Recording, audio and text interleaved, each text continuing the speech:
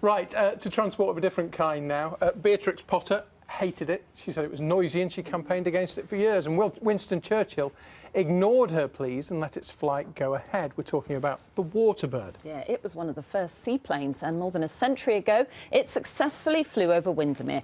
Well, now enthusiasts have been building a replica to recreate that special moment, but now they need more funding. Nazia Mogra has been to find out more. This is Waterbird, the brainchild of Edward Wakefield.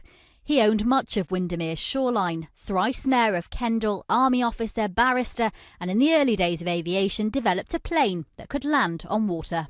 The first successful flight was on this very day 102 years ago. We'll be using aluminium and modern Teflon and stuff for... Edward Wakefield was Richard Rainsford's great-great-uncle, and he's been involved in a project bringing to life a replica of Waterbird. He was a very innovative, inventive and enterprising man, and I think he would like to feel that his descendants shared some of his enthusiasm for aviation and for his particular passion for Waterbird.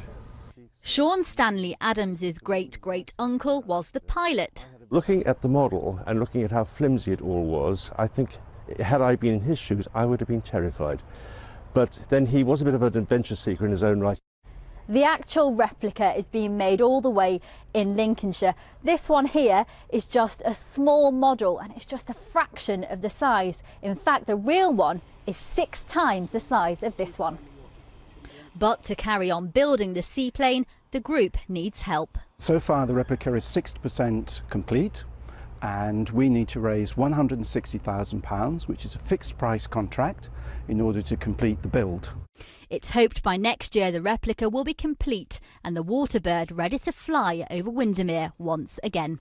And how will it feel then, hopefully next year, when it finally happens? I can go away and die in peace. A great achievement then for yourself and your family. It certainly will be a huge achievement, yeah.